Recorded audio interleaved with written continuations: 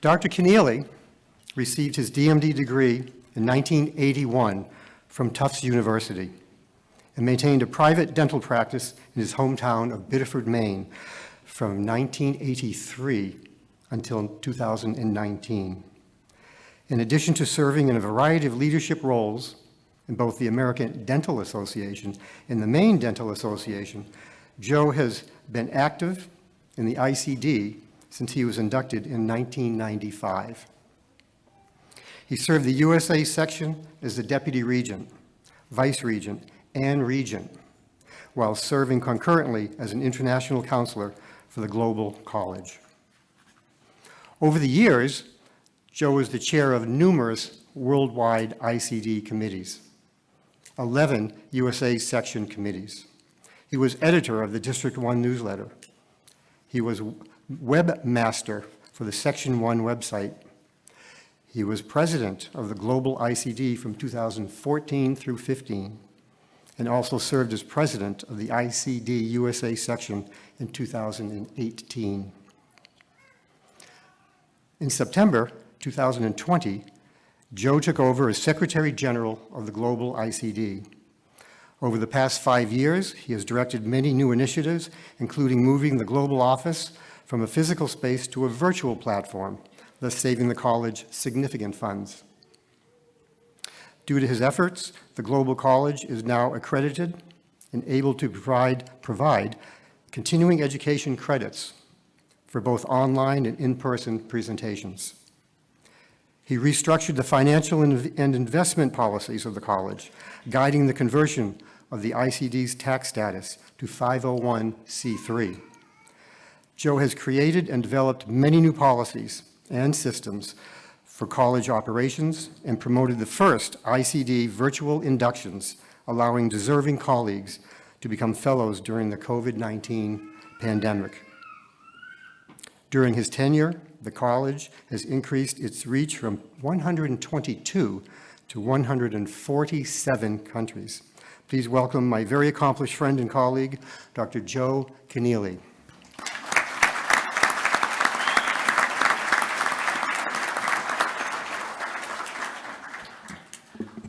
Thank you, Elliot.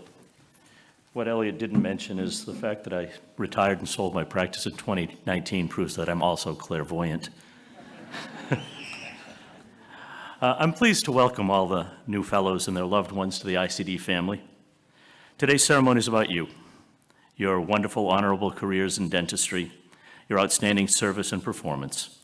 Congratulations for being found to be worthy of the great honor of ICD fellowship. I'm going to depart from that reality a bit, though, and tell you about my own life-altering journey. A little over 2 years ago, after a lifetime of excellent health, I was diagnosed with cancer.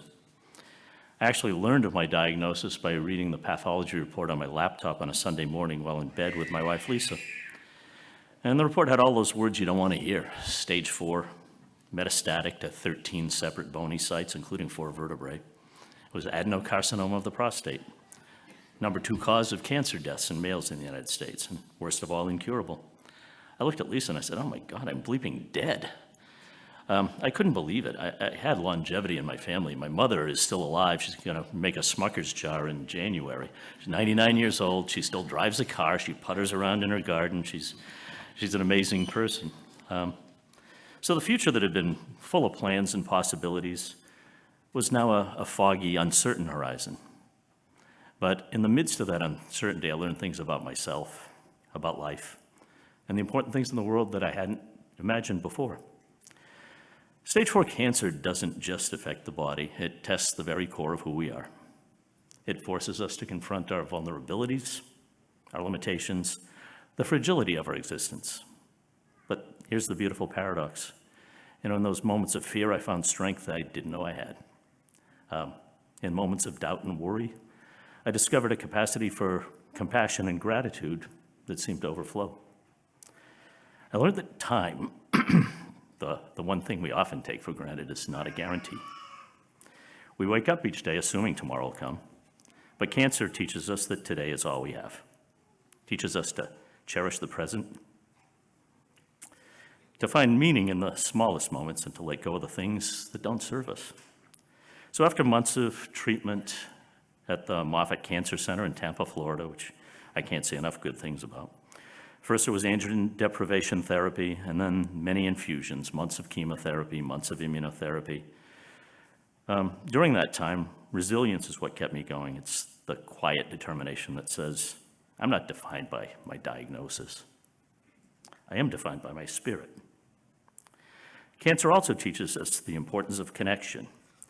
And when faced with something as overwhelming as this, it becomes clear we're not alone. You know, the love of a wonderful spouse, of friends, family, even strangers is a lifeline. We realize that human connection is what we're truly sustained by. Not success, not material wealth, but the people who surround us, who offer their hearts in times of need. In the face of adversity, we come to see that the bonds we share are what give us the will to fight and the courage to keep moving forward. The ICD has proven to be a very important source of those connections as I've been through my treatments. The connection to like-minded dental colleagues such as yourselves around the world has given me comfort as I travel the road. Their support has been both humbling and inspirational. Over the course of my 25 years of service to the ICD, I've had a chance to visit 13 of the 16 sections personally, and I've met virtually many times with the 3 others. And yes, there are many differences between us, but there are more commonalities, especially in the dental world. You know, it's increasingly important to be a global citizen, especially in the face of those who would put themselves and their countries ahead of all others. You don't raise yourself up by putting others down. You are raised up by helping others to come stand beside you. So today, I invite you to become an international person. Be aware of and understand the existence of the many cultures around the globe, the great and sometimes ancient civilizations and religions, the incredibly diverse array of traditions. By all means, have pride in your own cultural heritage, but respect the cultural background of others. Understand that everything we do has an effect on everything else. Global citizenship is the idea that your identity transcends geography and political borders, and that your responsibilities or rights are derived from membership in a much broader class, humanity. It doesn't mean you must denounce or waive your own nationality or your regional identities, but those identities become secondary to your place in the global community. I believe that God's gift to his people is in the great variety of those people. Those who would have you believe otherwise live in complete certainty that there's only one true way to live and interact. I will tell you right now that that certainty is the great enemy of unity. That certainty is the deadly enemy of tolerance. And the world needs tolerance now more than ever. So lastly, cancer's taught me the power of perspective. Before my diagnosis, I had many plans, many things I wanted to do, many dreams. But the truth is, sometimes life has a way of shifting those dreams in ways we never expect. I've come to see that there's beauty even in this unexpected detour. What matters is living authentically with purpose, with love, with joy in the moments we have. From my perspective, I decided to put my energy into helping the International College of Dentists to thrive and to grow toward reaching its enormous potential to level the playing field of oral health inequities worldwide. In that mindset, I applied for and was accepted into the very first class this past year of the ICD Global Oral Health Leadership Institute. There I learned the great power of bringing dedicated professionals from around the world together in an atmosphere of trust, shared purpose, and collective courage. In an intense week of workshops and exercises, we grew as a group and left feeling that real change in improving global oral health is possible, and that we're not alone in making it happen. The ICD was able to inspire leaders from very diverse constituencies to craft and draft the necessary policy changes, funding reforms, and create a global movement that's going to put oral health right where it belongs, in the heart of health systems, integrated with the whole patient. So to those of you who may be facing a similar diagnosis to mine, I want you to know this. You're not defined by your illness. You're more than your body. You're more than your diagnosis. You're a story still being written, full of chapters of strength, hope, and growth. You have the power to find meaning even in the darkest of days. And above all, you have the power to inspire. So far, my clinical trial has done what it intended to do: stabilize a very aggressive form of cancer, starve it, give my body some weapons to fight it. Cancer isn't going to take me without a fight.